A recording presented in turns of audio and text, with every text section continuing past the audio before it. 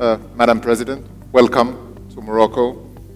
Madam President, Tanzania, with its strategic geographical location and the abundance of its natural resources, plays a crucial role in East Africa's economic ecosystem.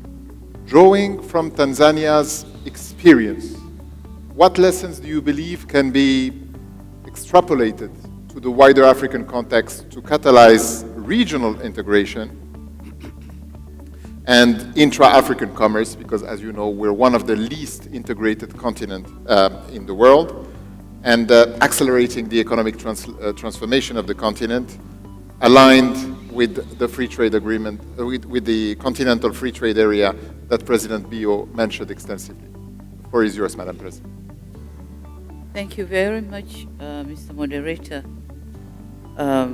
First of all, let me join others in thanking the host, the government of Morocco, hosting this conference, but again thanking the FDB for organizing this forum and provide a platform for us to be able to share the successes, stories, but also challenges, and maybe we'll come up with the possible solutions of the challenges that face Africa. Having said that, let me say yes, Tanzania is very strategically located at the east of Africa, and we are sharing borders with 8 countries, and so all these 8 countries depends on Tanzania on transportation of people and goods through various ports of Tanzania. But then before going to the ports, let's say connectivity is the major issue in Africa, and that's a gap we are having. Africa has to invest a lot in connectivity.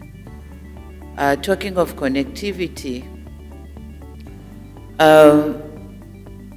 I once attended a conference in Senegal, and reaching Senegal, I had to go to Paris first, going to Europe and then coming back to Africa. So that's a problem of connectivity in our continent. But in Tanzania, how are we dealing with the connectivity, working with all these 8 neighbors? We are using roads. We have invested a lot in connecting Tanzania with our 8 road accessible countries like Zambia, Mozambique, Malawi, and others who can be accessed by roads.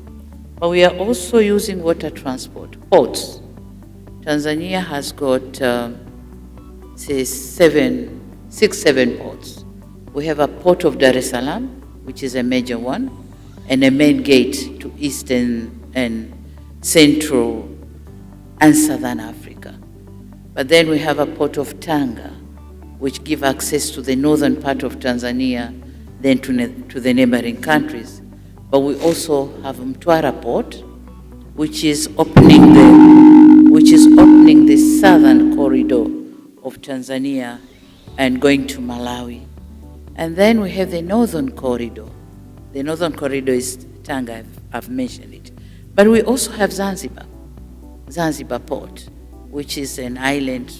You can go everywhere from Zanzibar. But we also have ports in our lakes. We have Mwanza port in Lake Victoria, as well as Kigoma port in Lake Tanganyika. And Kigoma can take you to DRC easily. So we are working on all these connectivities. We also have railway networks. Again, the ports are connected to the rail networks. So we have the northern railway, we have the central railway, but we also want to establish the northern one. The central railway, this is the upgrading of the Asian railway, and we are now constructing the standard gauge railway, which will connect the port of Dar es Salaam to Burundi, through DRC, also Uganda, we are going to be connected with this port. We are also connected by air. Air Tanzania is now transporting people and goods to the neighboring countries and even outside Africa. So that's how we are connected. On abundance of resources, yes, Tanzania is very much gifted. We do have critical minerals for technology-intensive industries. The minerals which the world is looking for nowadays. We do have about 5 of them. Tanzania has got nickel, has got cobalt, we have graphite, we have lithium, we have others. So Tanzania is well gifted with minerals. But again, the energy sources. Tanzania is having gas, we have solar, and we have water, hydropower. So energy sources, Tanzania is very much endowed with energy sources. The only thing now is to invest and make sure we do have enough power for industrialization and other development activities. But we also have an arable land for agriculture. So we are well blessed on the natural resources. For intra-African commerce, yes, as I said, we do have all these connections for transportation of people and goods, and so it facilitates African trade and investment. But again, we invest heavily in human capital development and also in diversification and modernization of our economy. The technology and digital innovation, we have given a priority to it. We have started, we have established several startups for the youth, for them to be able to engage in various sectors, coming with innovations on how they will work on several sectors. Important thing of all is the embracement of private sector. For us, we know that private sector is the only engine of economic growth. And so we are working with the private sector. We have created an environment, favorable environment for private sector to thrive in our country. And so we are receiving a lot of private business in our country.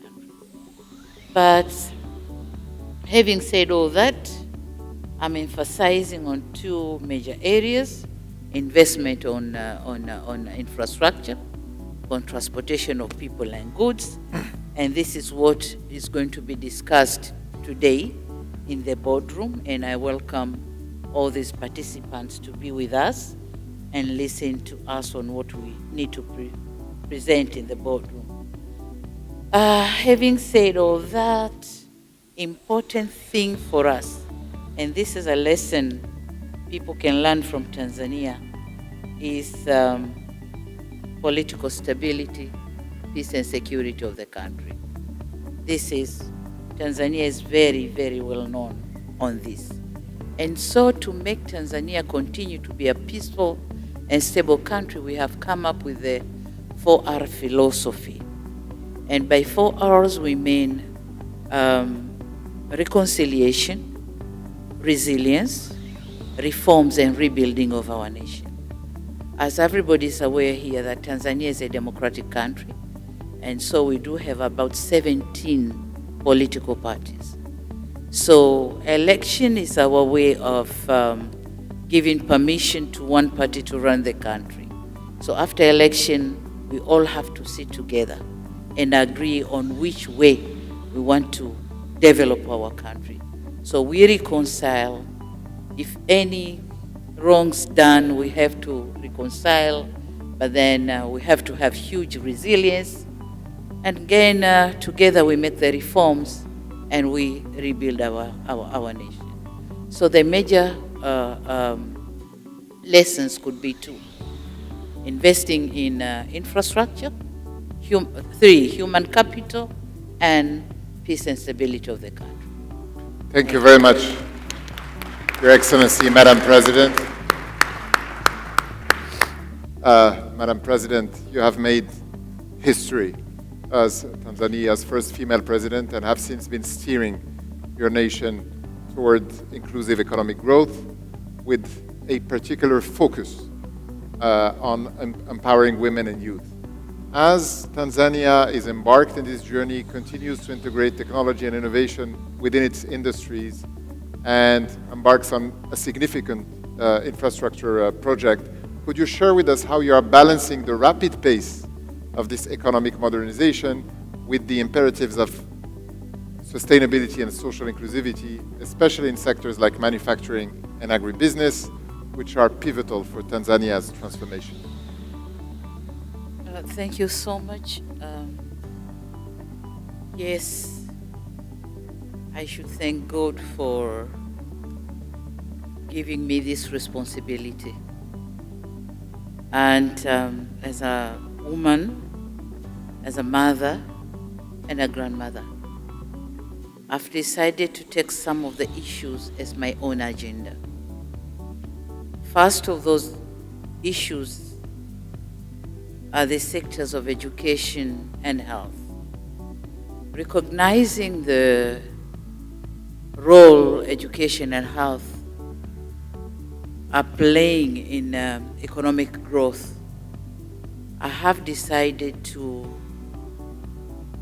intensively work on these two sectors. So on health, major work has been done by the previous phases of the government, but then I've decided to work more on the quality of health which is given to our people. So provision of health centers to the level of, to the village levels, by provision of medicines and drugs, health equipment, treatment equipment, and the manpower to serve the people. That's one point. And on health, I thought to embrace health for everybody. And so we engaged in universal health insurance for the whole country. This is what we are working on now. And also issues of nutrition.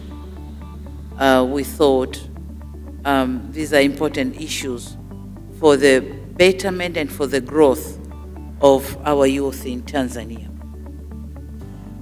Issues of maternal and infant mortality are as well part of my priority areas. But then on education,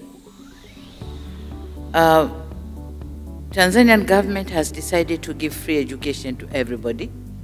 But then, of course, having free education is one thing, but still there were some challenges which makes children of Tanzania to drop out of the formal system of education. So we have decided to give the second chance to them, especially girls who dropped out for any reason, to come back to school and continue with their former schooling. And we have done that, and the girls are back to school. But also, we have dedicated special schools for science subjects for girls. So we have special science school for girls because we have noted the gap in science sectors. Girls are not very well involved in there. So we have special schools for girls, also the vocational training centers. Because we are talking on the fourth industrial revolution, we have to have employable workforce. So we have established vocational training centers throughout the country, and the youth are being trained in there. Apart from that, I think sustainable development for women and youth is again very important subject, and we are working on various issues catering for their sustainable development And one very important issue is involving our youth and women in the program called Building a Better Tomorrow for Youth and Women. And this is about engaging this population in agricultural activities. And by agricultural activities in Tanzania, we mean crop farming, fisheries, livestock keeping, and honey making or honey farming. So we have created a program which is called Building a Better Tomorrow, and this is about modernization and commercialization of productive sectors, agricultural sectors. And this includes also heavy investments in mechanization, irrigation, agro-processing, and digital platforms for youth. And the digital platforms is looking on access to agriculture extension services, marketing, also incomes, source of or calculations and getting incomes for the smallholder farmers. So in here, we are very thankful to the African Development Bank, which is giving a very substantive support in this program. And a lot of our youth are now engaged in this program, and we hope by 2030, agriculture sector is going to have a lot of contribution to our GDP. So that's about technology and industrialization. Thank you very much.